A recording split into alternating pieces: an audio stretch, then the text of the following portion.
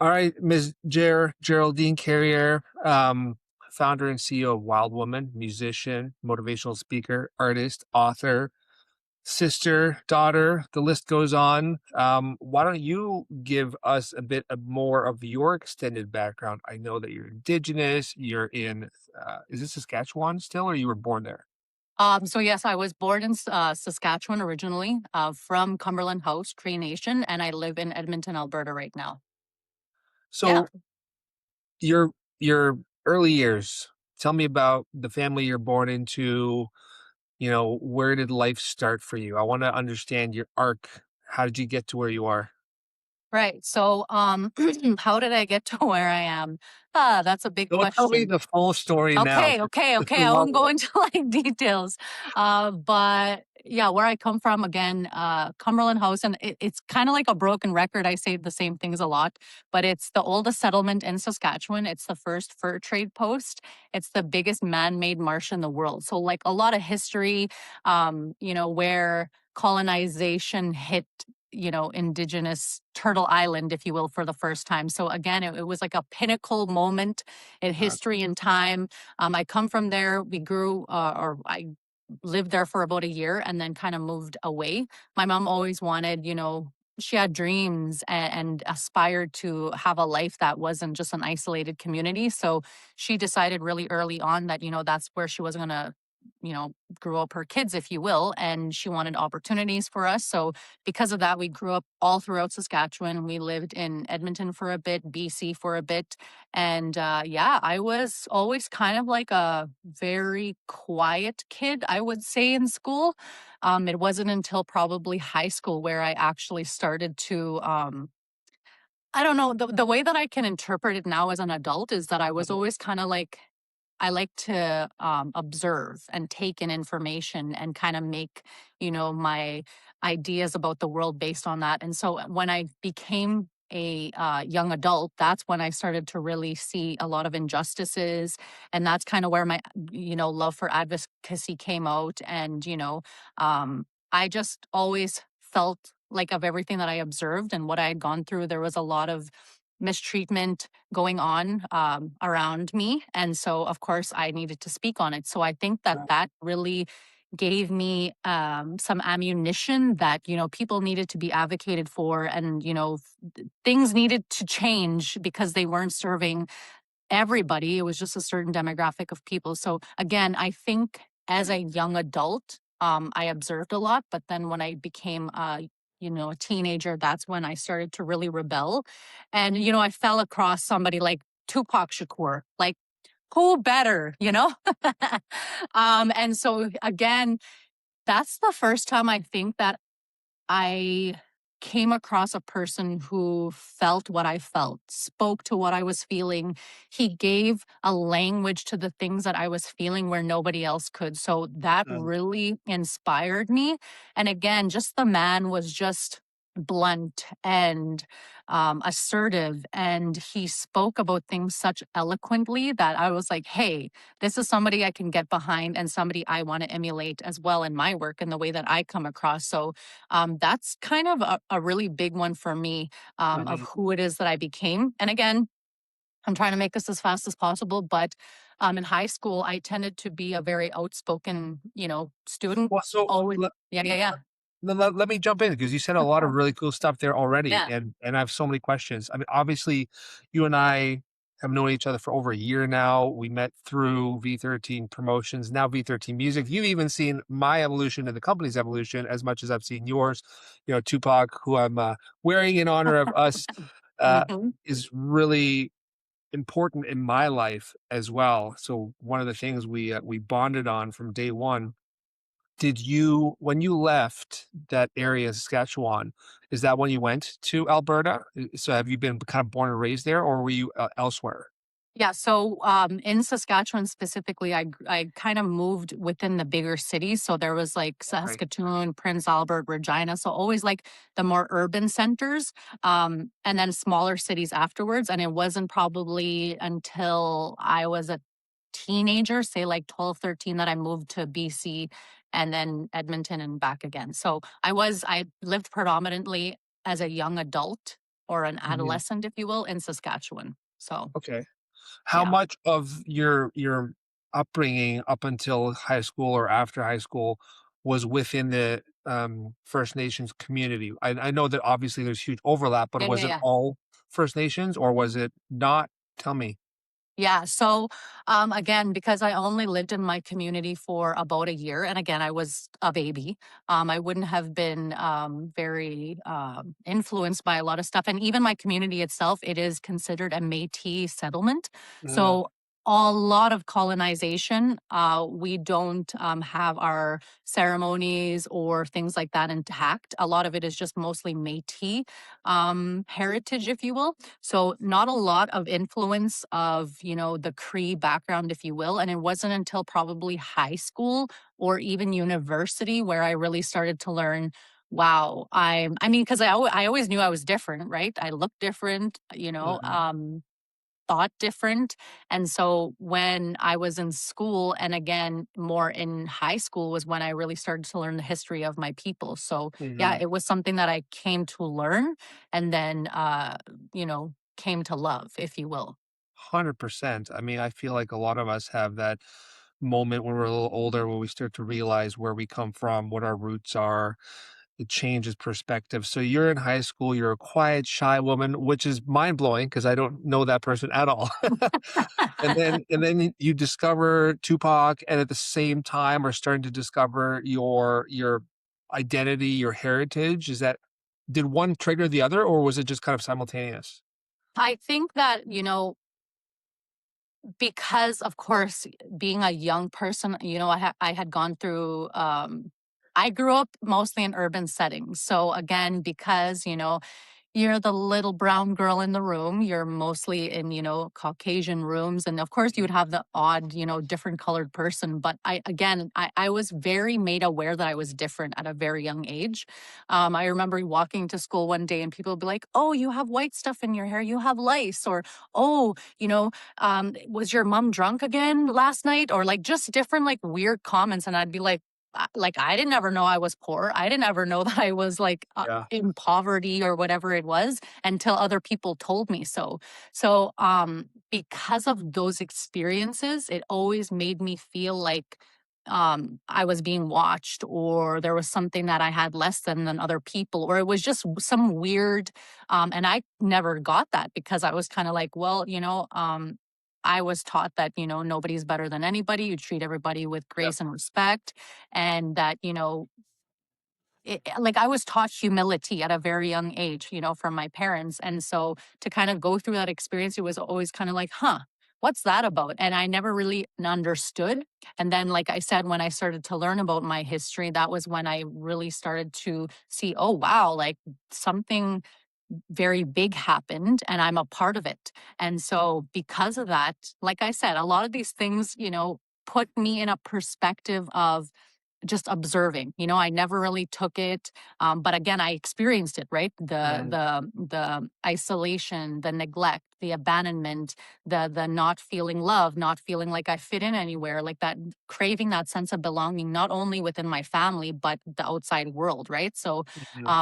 when I was in high school, so basically, what had happened was I grew up all throughout Canada and then moved back in my teen years to my home community. So that Nice. was when I was like fully immersed back into it. And it was funny because, they say things like, people don't like what's different. And so, again, I had a very different way of looking at the world. And again, going back to my home community, it was very imminent and loud that I didn't fit in and I was totally Mhm. different. So it made me kind of an enemy and a target, if you will. So at that stage, I had already had these predisposed notions about who I was. And then coming back, I was like, yay, I'm going to be with my people and it's going to be great. But I had already been labeled that I was an apple, if you will, meaning that I was red on the outside and white on the inside. Right. So Interesting. again, yeah. So it's funny because I think about this and I'm like, well, I'm not white enough to be a white person, but I'm not brown enough to be a brown person. So, like, fuck it? That's crazy. I didn't know, that you felt that way on both sides. It's a mind-blowing experience. You did say something there that I want to kind of pull the string out a bit. You said taught. I have my opinions about, racism and, oh god, what's the word I'm looking for? Prejudices. Uh-huh. Do you, in your experience, feel like this is nature nurture? Like, do you feel like it's more something that people are born with or that it's education and taught? I definitely think that you are taught to a degree. And again, like I said, when you're predisposed to information of people just doing things, you just think it's normal and that's just the way that the world runs. Yeah. But at some point, you get to a point where it's like, okay, I get to now choose for myself. Mm. And I don't see that as being something that is fair, worthwhile, or something I want to participate in. And that's when that nurture comes into place because it's like, hey, I recognize that this is how my family's kind of always done things, but I Yeah. myself don't find value in it. So then I'm going to choose to change that and change the way that I go about in the world. So I think it's 50-50. Again, you only know what you know. And to that point, it's like, yeah, sometimes we choose ignorance, but you could also choose to be educated and to be fair and to be kind. So again, 50-50. Yeah, that's fair. I mean, I don't have a perfect answer. I believe that we're all living this life for the first time. Um, and we're trying to do our best and grow along the way. I grew up in a world like I'm 45, 46 now. I grew up in a world where in the 80s around multimedia, um, I grew up on movies where the characters were a mixed bag. You'll think of a Die Hard, Lethal Weapon, Rush Hour, whatever it is. There were Asian, African, white actors playing together. Um, Even with the music, that you and I grew up on, rap, hip hop, R&B, jazz, blues, rock, grunge, it was just a mixed bag. And then I went to a high school. So my formative years from 14 to 18 was an international school. So it was small. And I mean, yes, talk about blessings, right? I was blessed to go to the school, but I basically had like one person from every country. So like my graduating class was Japan, Taiwan, China, Canada, America, everywhere in Europe, South America, South Africa, you name it, it goes on. And so for me, I grew up with this comprehension of, dude, we're all the same. We all bleed blood. There's literally no difference. Sure, culturally, the way we look, the way we talk at home, etc., all different. But like we're all the same human. Racism is fucking stupid. Having prejudice is. So I was, I guess, conditioned to think that it's taught, not felt. Hmm. Hmm. And it is only taught, then how do we unteach the systems, right? How do we get rid of that systemic issue? What do you think?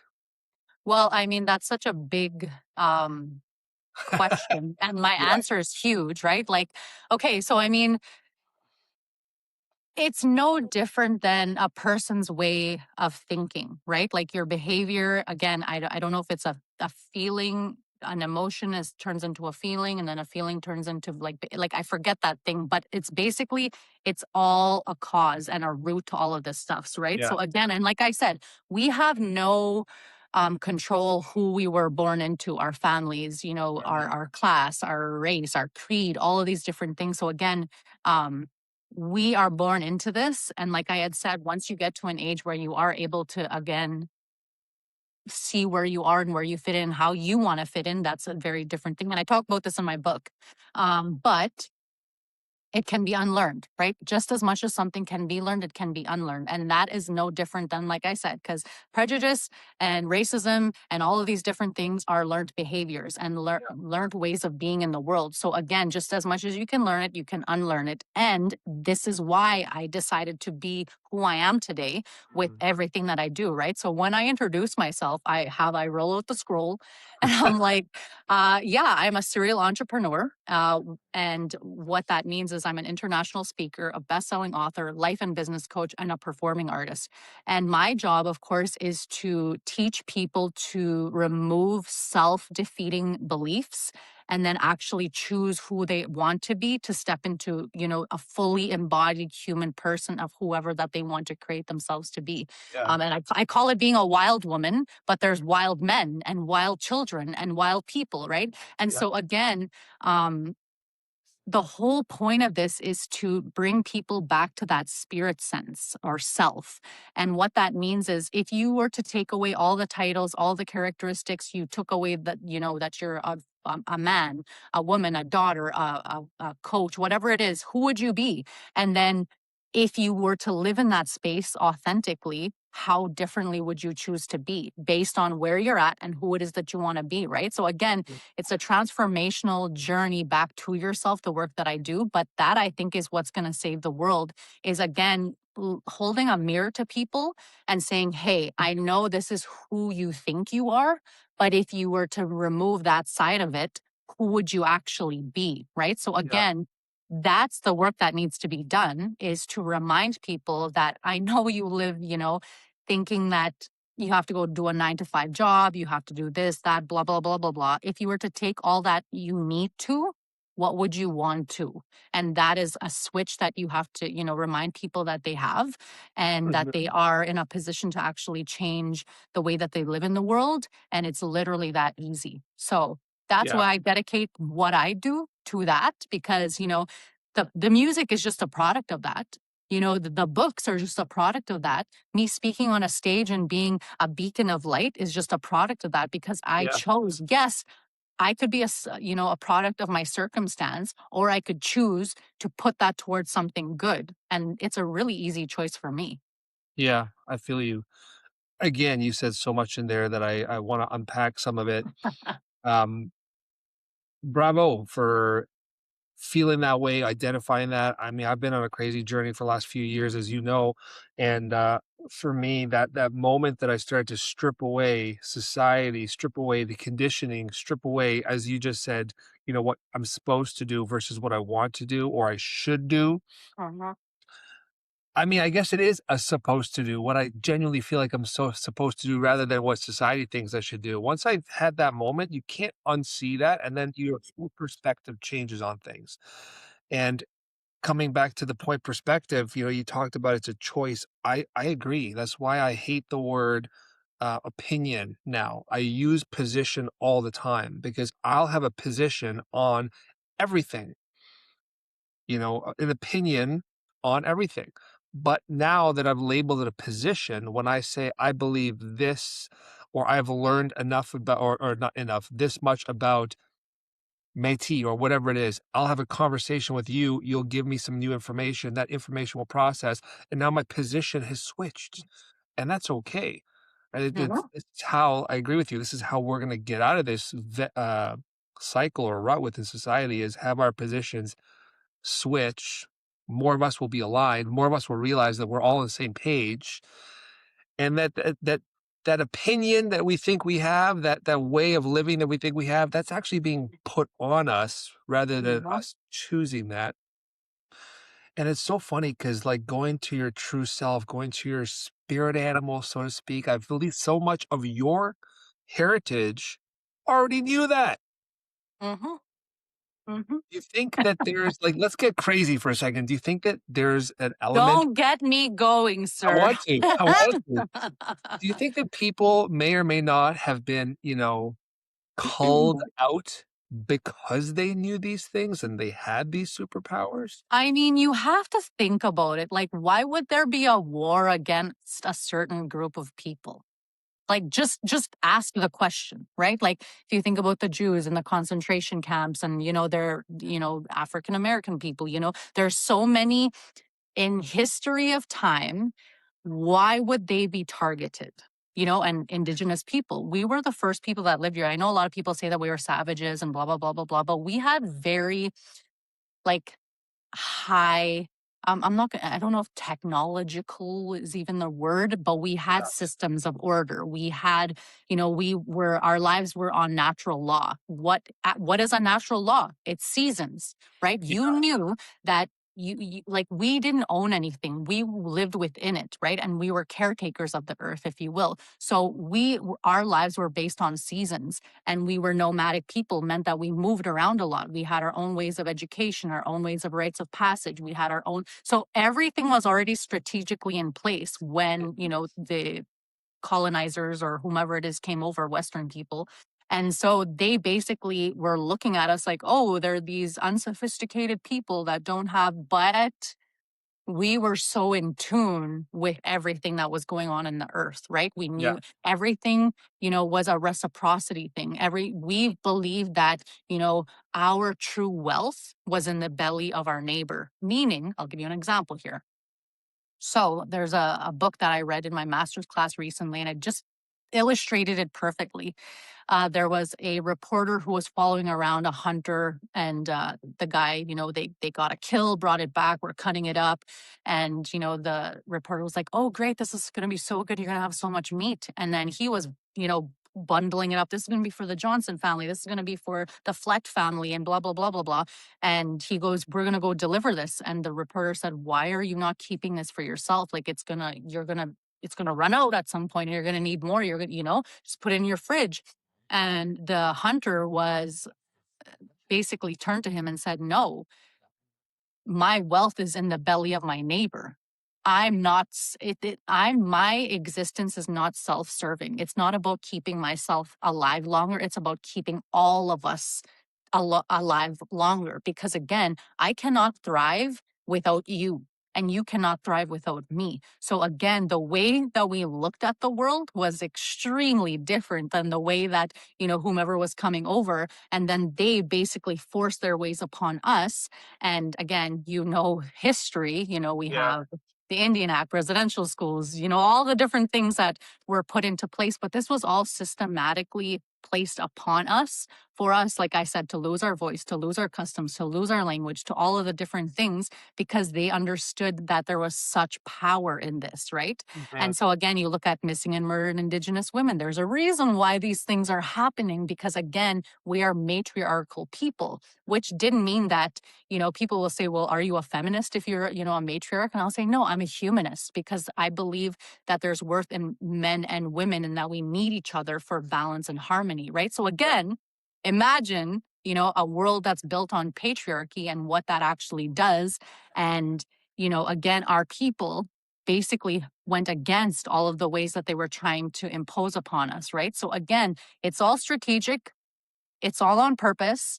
And yeah, there was a reason why, they recognized that, hey, these people can be taken advantage of, because again, we were so humility and built Yeah. on giving and, living off the land, where we never thought about, hey, I gotta hoard, or it's greed, or whatever it is, right? It's all about continuing the flow of life, because again, you are not worth anything unless you've given it to somebody else. Yeah. So I mean, I'm with you in terms of a harmony and a balance, and this concept of gratitude and giving. It's such a crazy thing, right? Like even laws of manifestation, you have to give before you can get. And I mean, there's songs written about this stuff. You get what you give, right? You get what you give.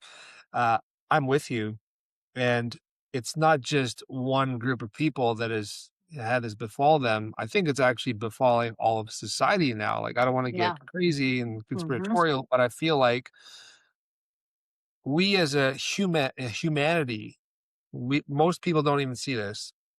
There's a cage that's getting smaller and smaller and smaller around all of us now. Does it feel like that? Because it's invisible, but there is. And this balance, this order, I think is going to swing really hard in the other direction. I have this feeling that over the next decade or so, it's going to really swing in the other direction, and the balance and humanity is going to push towards groundswell by the people for the people, community based, like a lot of people are sick of the oppression and the old systems, and it's not just your background and your community, it's a lot of us. It's Hmm. probably all of us in different ways. I always have this one chuckle because, like, being a 46-year-old bald white male in 2026 is like the worst thing you can be. But the irony is that society's been conditioned to think that way by people that are old white people, right? Yeah. It's been families that have been doing this for centuries, and now it's a big old club, and there's, what did George Carlin say? Like, it's a big old club and you're not in it. So I don't know where we go, but I'm happy that we have wild women like you who are speaking up as well. Go Yeah, back. no, It's funny you say that because, like, and this is some of the things that I've been saying for quite some time now, which is, it's really cool to be Indigenous now. And it's, the Caucasian, like you had said, people like you who are the minorities, right? And that's cool because it's like, oh, well, what's going to happen in the world? Like, it's such a great opportunity for change like I said, harmony and balance. And it's not, just a certain group of people get to experience this, and it's Mhm. all of us. And again, it's inspiring people to actually step into that leadership, right? And giving them the tools to be able to do it in a good way, rather than being like, oh, the systems and the ways of order have never worked, Yeah, and we can see that now. So it's like, okay, now we need to start considering different things.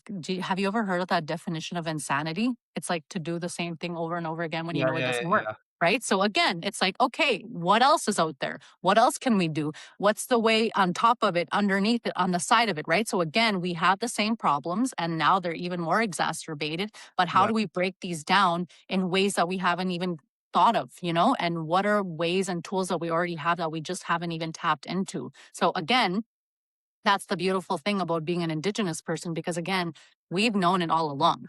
It's just yeah, that we haven't, um, again, all of the things that have, broken down our people, because I call it a levels of abandonment, right? So you think about how much it takes to put into one child. They say like it takes a community to raise a child.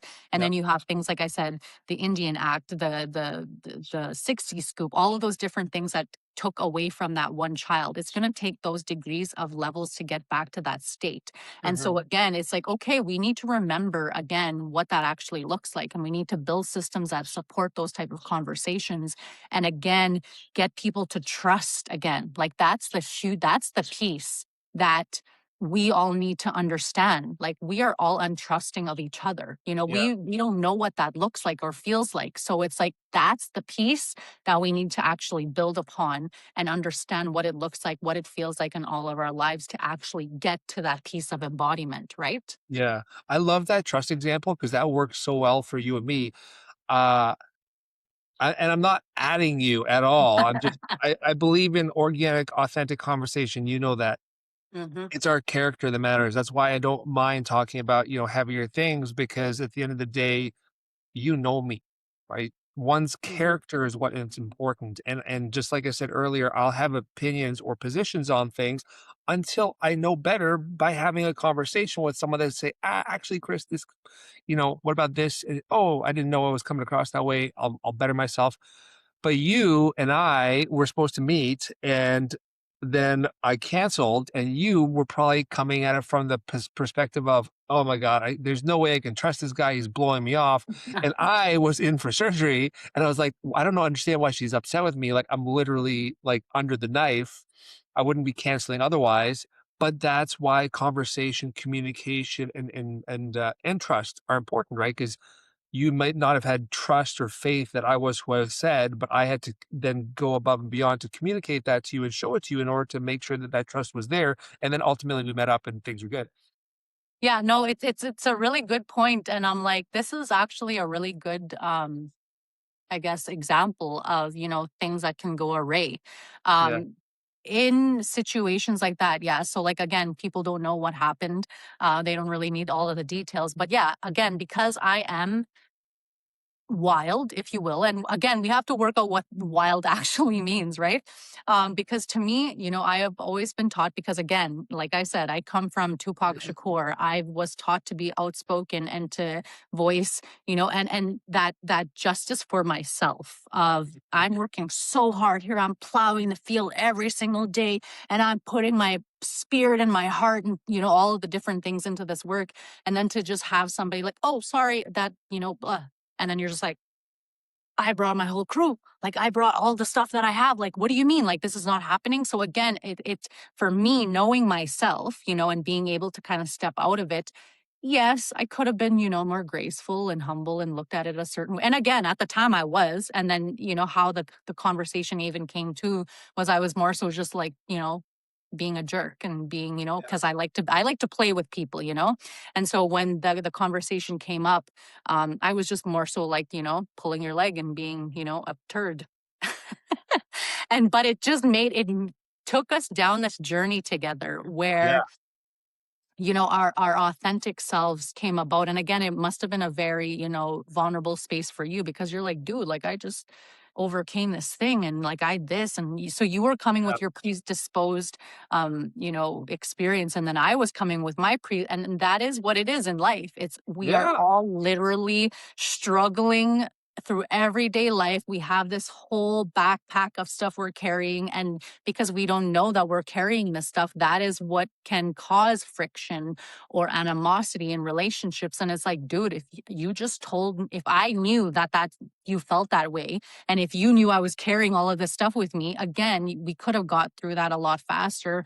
Yeah. But there is beauty in chaos, and there is beauty in fights, and there is beauty in disagreements, because again, it makes the connection and the trust that much more when we are able to get through those together. So yes, conversations like that can be uncomfortable, but at the end of the day, it does build a deeper degree of trust and relationship and Yeah. bonds in those type of things. And yes, like you had mentioned, being fixed about certain things, what we feel about each other. If at least you give yourself like an inkling of Yeah. open mindedness and understanding and compassion, because again, you can't have that for anybody else unless you have it for yourself, right? Agree. So that's a huge piece. And yes, though we went through those hard times together, we're that much better for it, I agree. So, I Open heart, open mind is the same concept as that position, right? You have to approach life and conversation and everything with those things in order to be amenable to change, amenable to the movement, because that is how life is. Uh, um, I agree with you in terms of how we resolve things. And I think the irony is that it's all just communication. Everything comes down to just talking about it. And that's why this podcast and working with artists like you is so satisfying and important for me, because I want to help people understand how easy it could be. I remember hearing in high school or university that it's life is so easy, is people that complicate it. Right. So like let's just remove our own selves from the complication. And then what we're going to start getting more of is just flow. You, mhm. you asked a question there, and I think I've got like the answer. I haven't quite put it all into the words, but you said like we got to define what the wild woman is. Knowing more about your history and who you are and your roots, I feel like wild is not wild that, and maybe you thought about this differently. I always thought a wild woman as like, big energy, big boisterous, let's rally the troops and make change. But I feel like it's a double entendre in the sense that for you, wild is actually simply connected to nature. It's spiritual, it's grounded, it's organic, it's roots, it's humble. And because you have that grounding, you're able to shine brightly. I have been saying this a lot, and coined this idea, right? The rock star. What is a rock star? It's someone who is rock solid grounded, and you have to be in order to shine bright. Because as you and I know, the grind is hard, right? The marathon is real. Yeah, 100%. And so again, going into like how I define being a wild woman, um, again, I speak about this so many times that it's like, oh, again, okay, we're doing this again. Yeah, so a lot of people when they hear wild woman, they think of this wild, sexy woman that's half naked and running in the bush and has twigs stuck in her hair. And I'm like, I'm 100% all that. But what being a wild woman to me is, it's being vulnerable and sensitive and sweet and candorous and humble, because it's more dangerous to be that in the world today than it is to be the Mhm. other way.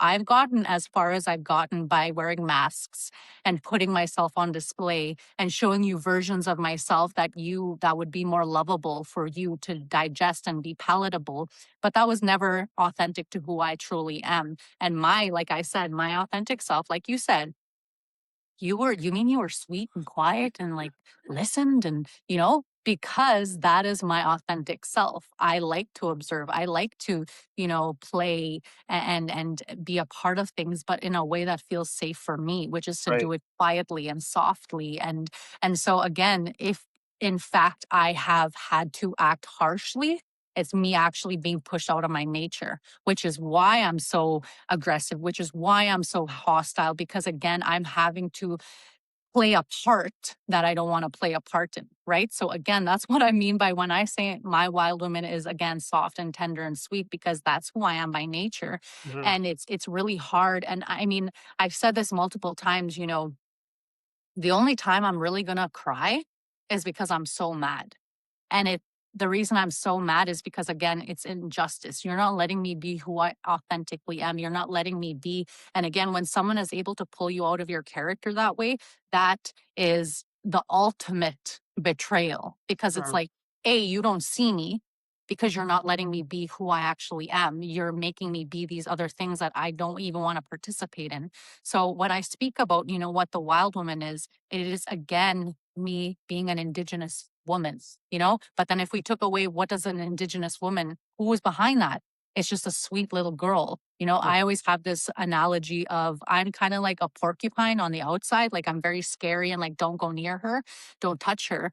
But on the inside of this porcupine, I'm just this sweet little rabbit that's shaking because I want to be loved and I want to Yeah. feel like I belong and that I can actually thrive in who I innately am. And so that's again what being a wild woman is. It's being able to be the sides of myself that I've not been able to be before in Yeah. every element that I'm working within, right? So again, that's with music, that's with being a speaker, that's in, writing books and, helping people to come into who they should have been a long time ago, right? So again, it's Mhm. giving permission to myself, but being in environments that allow me to do that and also giving that permission to other people. Yeah, I love that. I I feel like that I'm not trying to put words in your mouth, but, like, just knowing you and seeing the word from a higher perspective, it feels like it's balance, it's harmony, it's appreciating and loving and embracing all sides of yourself. And the wild woman, the woman that you're embodying more and more is the one that's allowing the guard and the filters and the societal, ideals to drop. It's just the real raw you. The authentically, this is who I was born into you, not all the shit that's been layered on by Mhm. other people. Mhm. Yeah, 100%. That is what it is. And, even with the music and even like in our relationship, right? Like who you met me, I would want to like have a video of like how I was, because I know how I am. Like I can come off as this is who I am. And I've had so many instances where I'm like that, right? And I come off as very like, whoa, who was this like crazy person that like it's a Tasmanian devil that comes into a room and you're just like, whoa, this powerhouse. There's so much good stuff, but also like, eh. And then to be who I am now and to be in meetings of how I'm showing up now and all of the work that I've done through these spaces. But I Uh, think what has allowed me to become this softer version of myself is again being in environments where people can actually see you and give value to what it is that you bring to the table, like yeah, the music, having the success that it's had. I never thought that I would, you know, sell out stadiums. I never thought that I would be sharing stages with like the likes of Celine Dion or like all of the incredible things that have happened. Like I'm getting a SOCAN, like it's crazy. And so I only ever wanted to, sing a song. I only ever wanted to see myself on a screen. I only ever, like, I didn't dream the things that have happened, but it was my own self-love and permission that, hey, let's be brave and let's show up and be this. yeah, And the fact that people are receiving it and like, whoa, like we've seen this all along. We always knew. And you're just like, what do you mean? Why didn't you tell me? Like, why wasn't I in on the conversation? Right. yeah, Because it took me my own journey to the self actualization of who I could be in all of this stuff. yeah, So again, being with the, V13 and all of the different groups that I'm in, all the teams that helped me to be who I am right now, had I not had that support, I would have never been the version of that I am right now, right? And Yeah. Of that's some of it, but of course it's the internal therapy and all the different things course. that I do to master myself. But again, it all is a domino and it all impacts and it builds the conviction of the work that you're doing and the purpose that you're supposed to be passing on your gifts. Because again, it's like we go back to the Indigenous way of being in that your wealth is in giving and not keeping for Yeah. yourself. So again, who am I to be given all of these gifts and all of these talents and all of these things and not share them with the world? Yeah. But that's a journey right there, right? I agree. And the irony is that like both of us are in coaching and motivation and mindset and lifestyle, and we're trying to build businesses around them. And the majority of the message is you can do it, but you still have to do it. There's no shortcut. You have to live through it. You have to hit different levels of highs and lows. You have to fail to learn the lessons. There's no cheat code or shortcut. You can have tools and some different ideas to avoid maybe some of the paths and pitfalls, but you still have to put in the work. And yeah, you've changed tremendously in the last year. I have my opinions as to like what has happened. I think that I actually wrote down a note and I wanted to see if like this resonated with you. Um, where is it? I'm gonna find it here. Okay, so you've changed so much over the past year, specifically in your calm, in how you're grounded. I feel like some of this is attributed to you letting go, but we're able to let go because you felt seen and you felt supported like you hadn't been before. So in that comfort, you then found strength, maybe felt secure enough to say, okay, I'm going to drop some more of these masks, to use your word, and come out more. Does that sound accurate or? 100%. Like I think that again, I feel forced to be a version of myself in any room that I go into. And so, like I said, we had our conversations, we had our, problems, we had our conflicts as just a company and a management, and all of the different things that we had gone through. Yeah. But given the ability to say, this is hurting me, this is wrong, Yeah. I don't like this is what I need instead, this is what I would have liked, and this is how I want this to go moving forward. Being able to be in a position to actually talk like that and to feel like I'm advocating for the specific things that I need gave me that strength and that courage and that bravery to even do it more, right? So, in and of that space, it did pull away all the things that I felt that I needed to be, which then allowed me to drop the bags of trauma and pain and fighting. And it just made me feel like, hey, it's nice in here. It's breezy in here, and so that's how I want to be. I want to be able to be uncouth and unprofessional and, be all those versions of myself that I go through in an every single day and do it here in a professional and understand that the people on the other side also understand that, hey, this is a storm that Jer might be going through and she just needs to get it out Yeah. so she can completely feel safe and feel and be more creative the way Yeah. that she wants to be. But that understanding, that acceptance and the acknowledgement piece is so crucial for me to have grown into the person that I am right now. And that's Oh yeah. again in all of my work. Yeah. I totally agree. And that goes back to our previous point about, you just have to go through it. I haven't fact checked this, but my girlfriend just mentioned it to me on the weekend. I was having a moment of, self doubt. It happens to all of us where we're like, 9 a.m., my alarm goes off for some vitamins that I have to take as a reminder. And I have grinded all my life, Nipsey Hustle. Actually, it's dedication. Sorry, dedication, hard work plus patience, right? And the marathon might be the lifetime. You're going to have so many times throughout that where you're like questioning why you're even doing the marathon. You have to keep going. I wanted to ask you about something specific to motivational speaking that I think applies to both of us. Sorry, I lost my train of thought. So going back to That's the Mel okay. Robbins thing, I didn't know this, but at 45, she and her husband were bankrupt. Like there was a whole bunch of strife in her life. And that's when she started to figure out, like, what am I supposed to do? Like, what's my business? She started to build this career then. And fast forward now to who she is and the amazing thing that she's established, she said that I had imposter syndrome. I'm sitting here trying to like be a speaker and talk to people about these things, and I haven't had a successful business, or I went bankrupt. Tell me about your perspective as a motivational speaker who's like who's doing the thing, but like still learning and growing and falling along the way. How do you feel? Oof. Oof. Um, yes, I struggle with all of those things.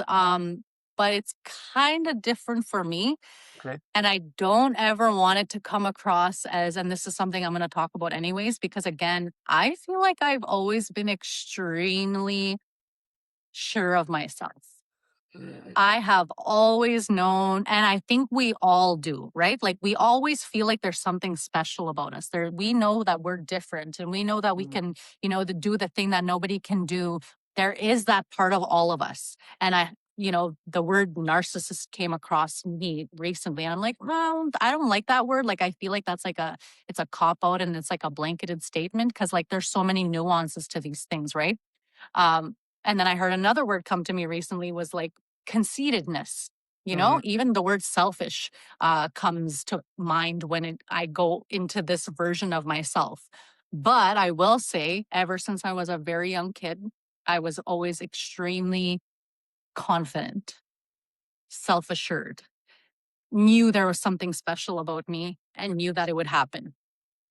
Whether it was going to happen or not, I had no idea, but I Right. always knew. And so, I look at that. And even though there was nothing around me to prove that it was true, there was no evidence to prove that I was going to become this person. Like, I'll give you an example. It's funny. I always tell this silly story. Back in the day, we were struggling and we would get these tickets to go to thrift stores. Okay. And we were in circumstances and whatever it was. And so we would go to thrift stores and my mom, yeah, at the end of the night, she'd be like, "Oh, what did you guys get for yourself?" And I would have these like crazy sequin ball gowns and these crazy outfits. And I'm still like this to this day. But my mom would say, like, "Where are you going to wear that to?" And I was just like, little do you know who your daughter is. So like I was always cocky Right. from a very young age. And again, I don't think it's cocky. I think I just knew that I wanted something and I knew that I was going to have it. And again, I look back at it from an adult person looking at a little kid, and I'm just Yeah. like, where did she get that from? And it was this self-belief and this faith in something that was bigger than me that I've never seen. I Mhm. don't know how I even have these ideas about myself, but I knew. And it was this self-assuredness and this faith that superseded anything of my current, like my life. And Yeah. so, yes, I struggled because I saw like, Tony Robbins and the people that were up there, like Oprah and all these different things that I wanted to be like. But I never thought of it as like I'm not worthy. I thought of it as like they're my teachers and I need to learn. I need to Yeah. apply myself to what they do. No, that makes sense. And I think that, if you look at um, the Japanese principle of ikigai is simply like finding your purpose, and then you being a spiritual person who's dropping all the veils and all the barriers between you and nature and the spiritual realm. You've probably long since known like what you're put on this earth to do. People like Tupac or Nipsey Hussle, they have a feeling, an impulse, a passion. You can't turn it off. You believe it. Some people are lucky, like when you're 5 and you're like, you have that transcendental experience with an animal and you're like, that's it. I'm going to be a vet. This is my purpose. Mhm. And then you just go into that. I think that you've done that. But let me specify a bit more. You're still growing and healing and learning, as am I. How does that Mhm. make you feel when you think about that in relation to being a motivational speaker? Well, that's incredible because I mean, all I see is opportunity, right? Like, I'm like, oh, wow, like I've gotten here already and I don't even know where I'm going to go after. Like, to me, it's really interesting. Like, the sequence of life for me in particular, all of again, coming from where I came from, again, an isolated community in the middle of the bush. Like, if you can't get any more isolated than that, it's a Uh, one road in, one road out, like, and then to be, again, reporting for CBC News, in Amsterdam, Berlin, Vienna, speaking on matriarchy, indigeneity, being a wild woman, and all of these people coming up to you and being like, oh, like, where's your accent from? It sounds so exotic. And I'm like, this is a res accent. Like, what are you talking about? So again, and then to then go on a musical theater group and sell out places like Las Vegas, Los Angeles, like for me, to be and have done all those things and to continue to, like, I know I'm not doing any of this. Like, Yeah. and so for me, I just have to be brave enough to show up, to put my best effort, to be the best version of myself while I'm being given these opportunities because I'm being led by something bigger than me. Yeah. And so, yes, I know that I don't even like, I can't even comprehend the things that I'm going to be able to do. And that's not our job, right? But the fact that, yes, I can get to continue to grow, I get to continue to master myself, I get to continue to experience, I get to continue to help people and fulfill my purpose, that is an opportunity to me. And again, if in fact every single day when we get, oh, my bones are aching, oh, I don't want to do this, oh, I don't want to, it's like, no, there's people waiting, there's people watching, there are people who need the message that only you can give to them, and it's your duty to Yeah. deliver that. That's it. And it may not look as like you being on a soapbox and wherever it is. It could be meeting somebody at the gas station. It could be, giving a kind gesture to somebody in a lineup. Like, you have no idea the impact and power you have just by being a good person. Hmm. And that can save people more than you think it can, right? So again, it's a duty and like a due diligence Yeah. to the thing that you have that needs to be shared in the world. So Yeah. Yeah, I mean, I know you well enough to know that you are not an arrogant person. You're not led by ego. You're confident and you're led by, to use your words, something much larger than yourself. I feel the same way. And it's crazy once you let go of preconceived notions of how we're supposed to live and how this world actually works, and maybe go a bit more into spirituality and keep your mind open to these ideas. The more you realize that, man, when I let go and that flow comes, the faster and further I go. And every time I think I have a really good plan, life will knock me on the ass and then show me that it had a plan. And then its plan is even better than I could have even imagined. And I'm like, wow, what the hell? How did that happen? So yeah. you're saying essentially that you don't feel this like imposter syndrome with the coaching. You feel like, if anything, by going through these things at the same time, it's opening your mind up to even more opportunity, keeping you humble. Yeah, and I mean, I will say, like, for somebody who's out there who's like just starting the journey and doesn't have the same practice that you and I do, it is scary. It is like, do I even have something that's worthwhile to share? Can I even compete? Can I even, what do I have that's special? We Mhm. all go through that. It's a human condition. Yep. We don't know we're different or compare ourselves until we're in the midst of other people who Yeah. may be doing something better than you are. And I mean, and that's one thing that I have to overcome myself, because I have to stay away from, comparison and competitiveness, because I'm extremely competitive and I'm extremely, like, that stuff juices me up and I'm like, ooh, Yeah. like, I'm gonna find the goat in the room. I'm gonna see that person, I'm gonna see how good they are, and I'm gonna beat them. Like, that's how I'm built, But again, that's not conceitedness. That's not, you know, um, like you said, egotistical. It's just, I wanna be great. And I Yeah. know I can be great. So the incline that you even, for people who are just starting out, the fact that you even want to start, that you Mhm. even have that desire, already shows you that you deserve to be there. And Yeah. it's literally being brave enough to put yourself in positions to actually learn and gain. And when you get to the point where you get to step into you being that version, Mhm. it's going to be different. It's just literally overcoming. And again, people think that those butterflies or that anxiousness is something that's like, oh, I shouldn't do this, fear, fear, fear, abort, abort. No, that is telling you that something amazing is about to happen. And I all like you that. have to do is literally get to the other side. Get on the stage, grab the microphone, and say, hi, I'm Ger. That's all you got to do. Just get there. And then everything will be taken care of after that. That's beautiful. I genuinely believe that your truth and this is not for you, this is for everyone. Your truth is your art, and kudos to one of the ladies I spoke with when I first started this podcast series last year, Chrissy Spratt. She's an artist based in Ottawa, Ontario.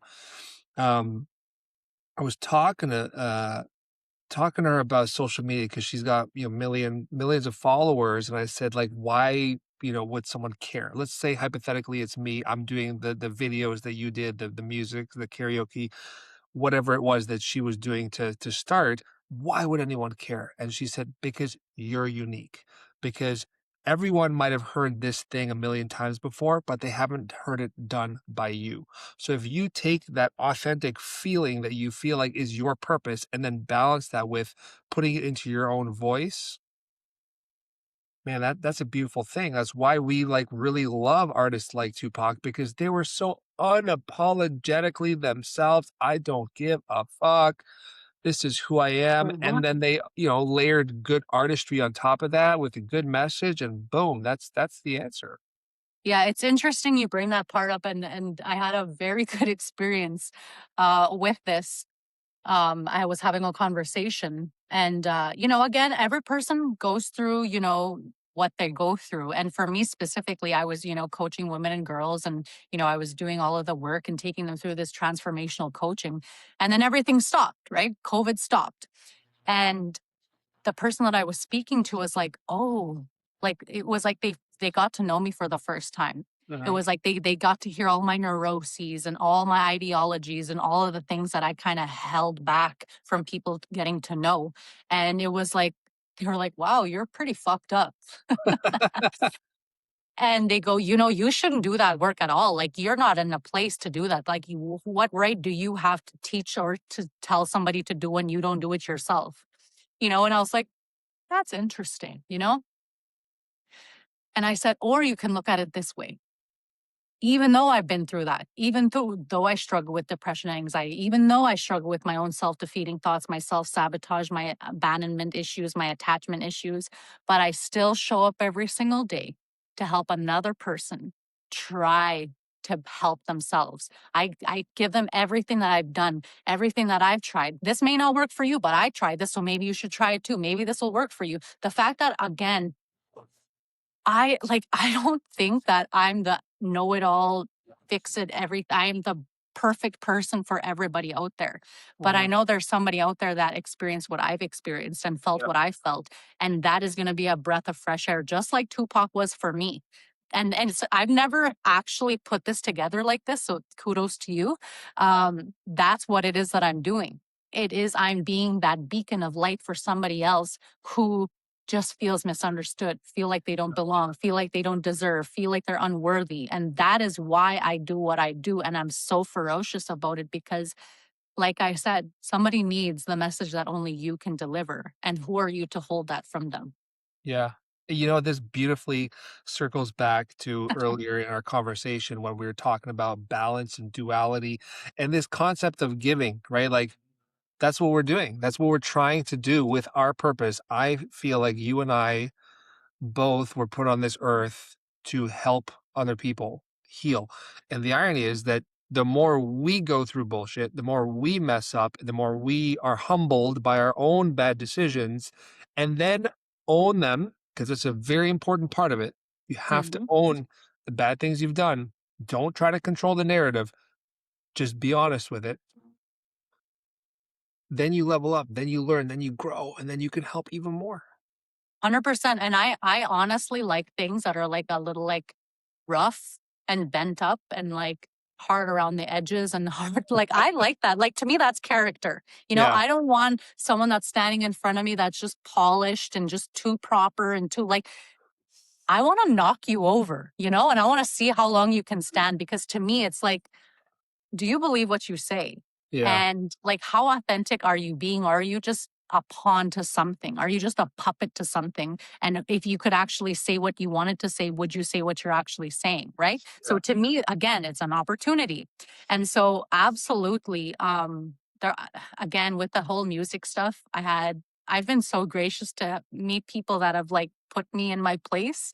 Yeah. There was a one woman in particular that I had met, and I was talking to her. I was like, I kind of want to be a singer, and like, it would be so cool if I got to, make music, and but I was like, I don't know if I'm good enough. Like, I think I'm good enough, and I think I have talent, but I'm not sure. Mm, And she goes, let's pretend, you're in the future and you built a show and you have all this music and all this stuff. And she goes, you sell all these tickets. People say they're going to come. They're so excited about it. And you think that you've made it, or you have that feeling like, yes, I did it. And she goes, and then you walk out on the stage and there's only one person in the crowd. And she said, would it be enough for you to put on your entire show? And mm, I'm like, duh. Yeah, and that's what it is.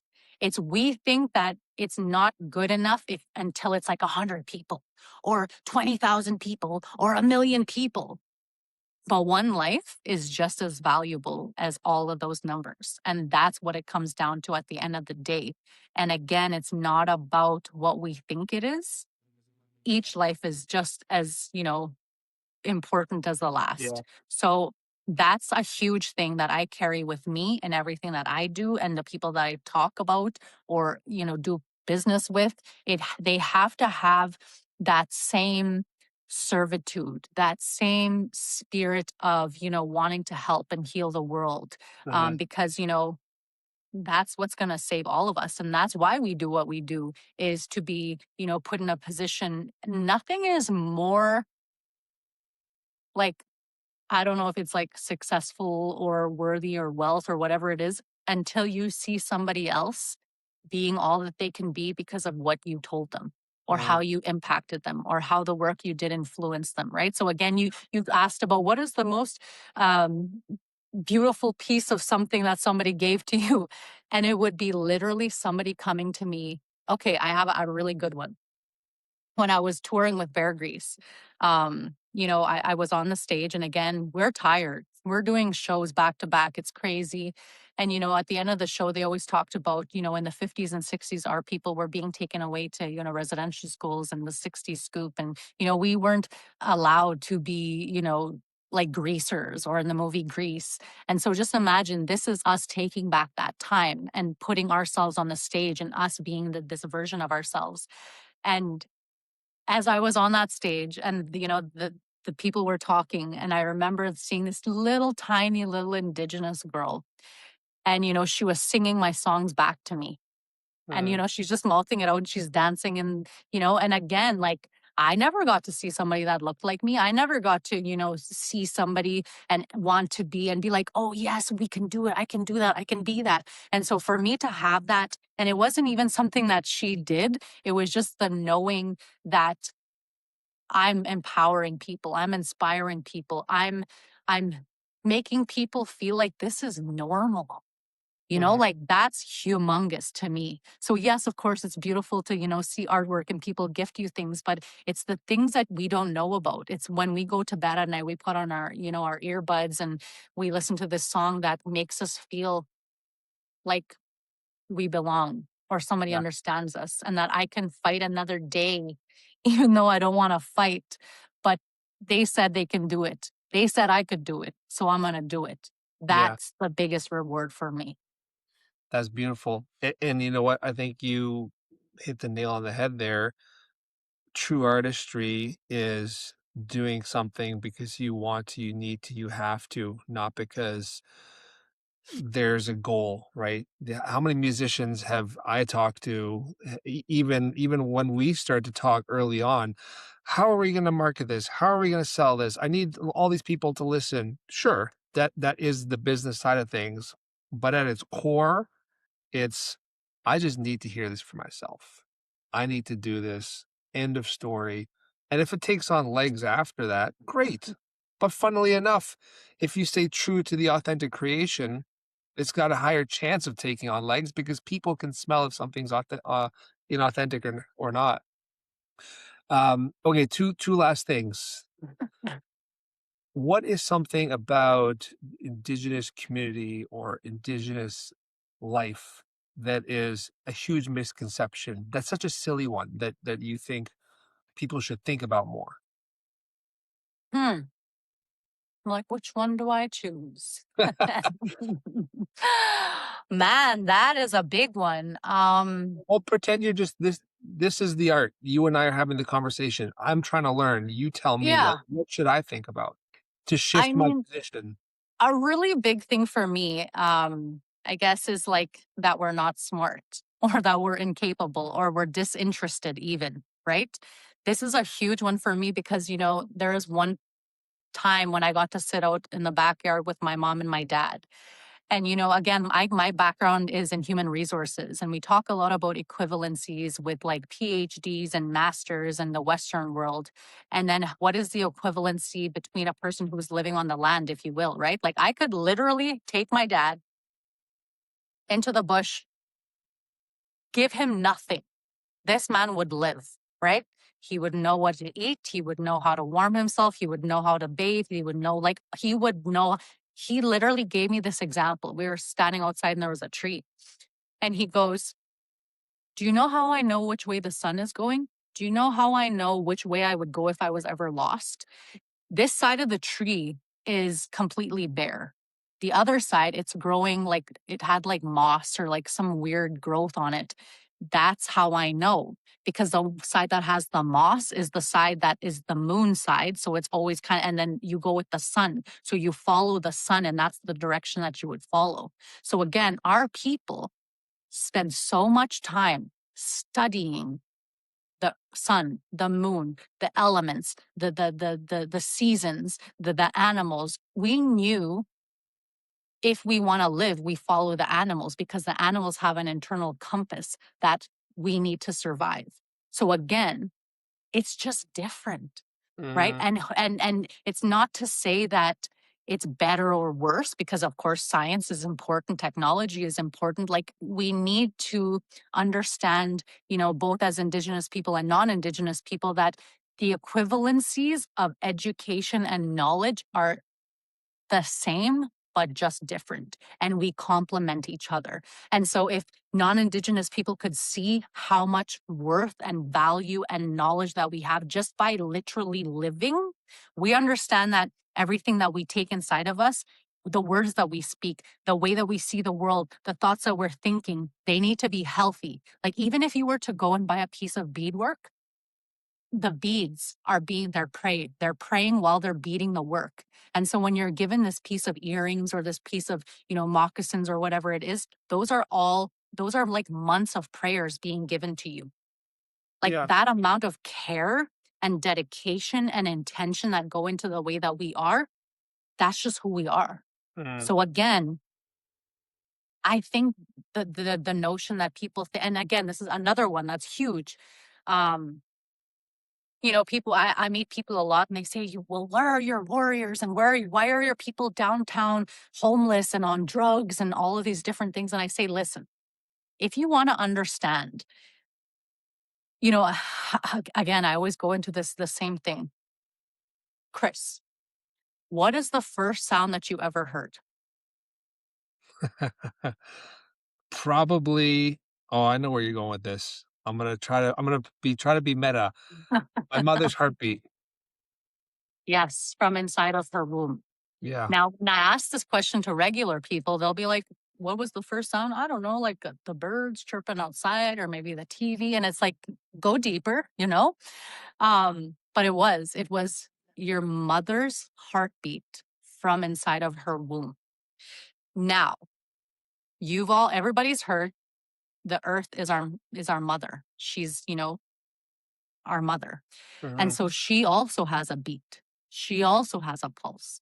And our people, like I said, we're nomadic people. We like to have our feet on the ground. We wore moccasins and we still felt her beat everywhere we went. And so if you see people who are downcast and they're downtown and they don't seem to like want to participate or get a job or do anything or whatever it is, it's because they're lost. They no Mhm. longer feel that beat of our mother.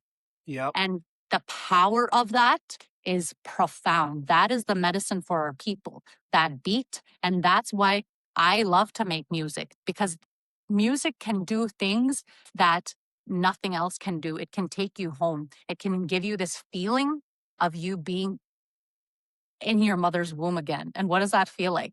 It feels Yeah. warm. It feels beautiful. It feels like home. It feels like fulfillment. And that is what music has the power to do, is to take us to this place where we don't have to deal with all of Yeah. this noise, you know? So again, what do I want people to know about my people? Is we have totally different ways of thinking and looking at the world. And again, it's not better, it's not worse, it's just different. And we have a lot to teach the world.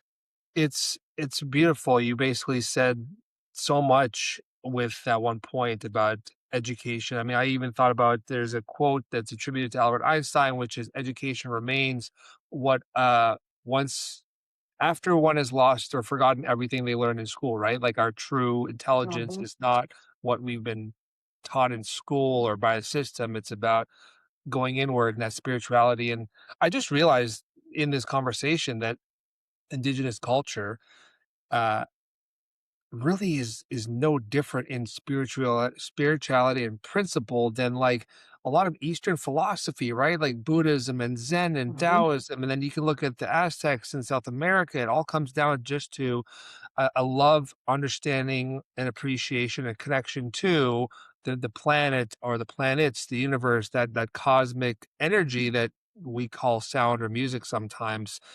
And I love that. I think that when you ask like that person downtown who's drunk or on drugs or whatever, which doesn't have to be a specific race, this befalls Mhm. everyone. Mhm.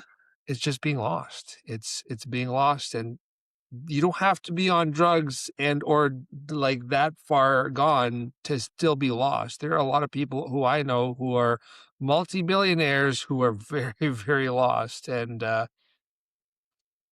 yeah, Well, yeah, it's I think that that's an interesting point, because again, like I said, it's the human condition. You know, we're all striving to feel a part of something. We're all striving to feel like we belong, and we're all striving to feel content and yeah. fulfilled. And that looks different for a lot of people, but like you said, we all bleed red. We all have the same, anatomy and makeup, and we all have the same innate desires that we all do. And it's literally that simple. And if you were able to, again, cut the noise, draw a line in the sand, Mhm. pick a side. That's all it comes down to. Yeah, go with the flow because, if we're all human and let's just say hypothetically the answer is 10. Everyone is trying to get to 10. 10 the meaning of life, 10 the end of life, whatever it is.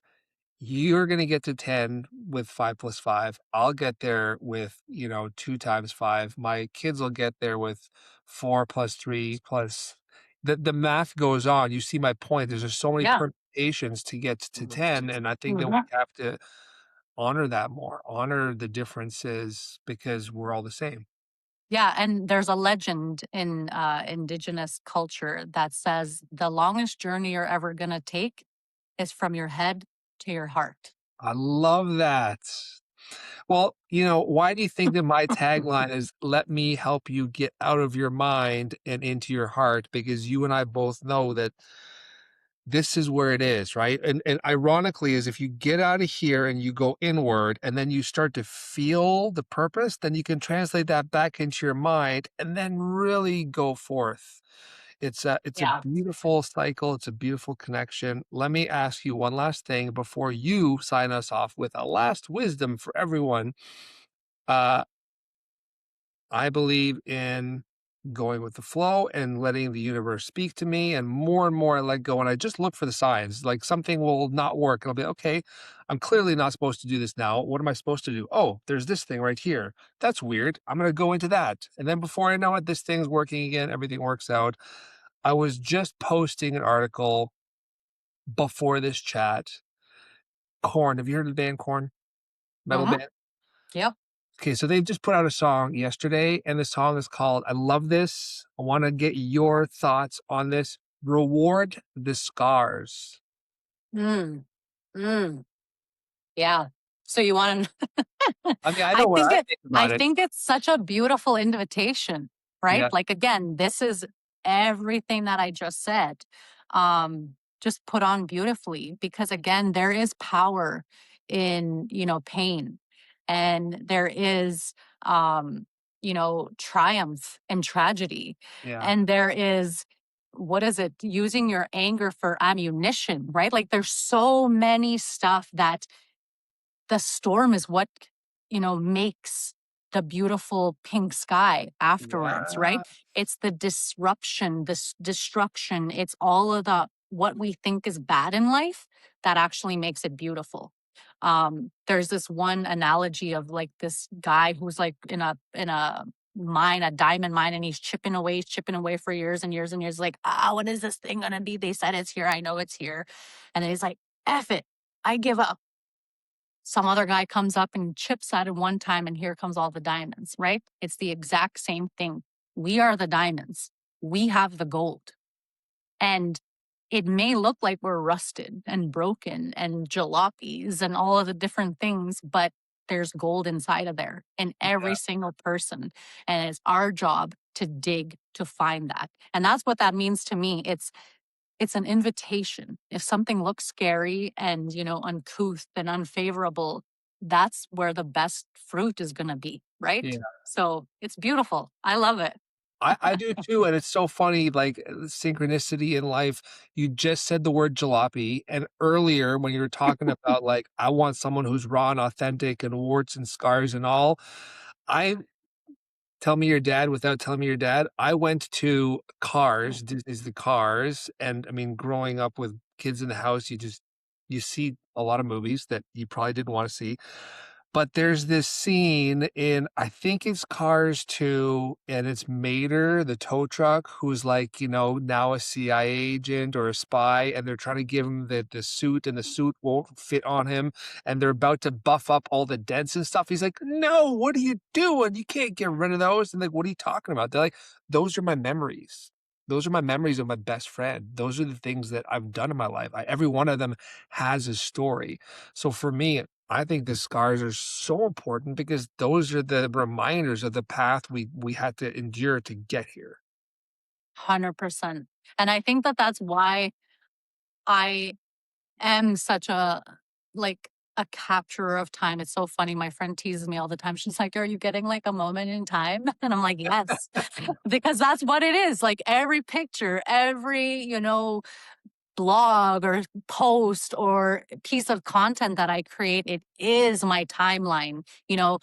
Someone's going to watch your life and be like, wow, that was a Hallmark movie. Like that was so inspiring. And we don't think it right at the time. We're just like going through the motions, but it is so beautiful and it is your proof. It is the conviction. It's every single time you choose to be on your side or love yourself more or to advocate for what you need, you're building that confidence and that conviction of who it is that you're becoming, right? So that's the Yeah, whole point of this is yes, I want my scars. I want my receipts because those show me that I'm able to deal. I'm able to overcome. I'm able to persevere. And yeah. that's the beauty of all of this. So, yeah, I That's the love it. cycle. I haven't perfected this, but I regularly say you have to be real in order to start to feel.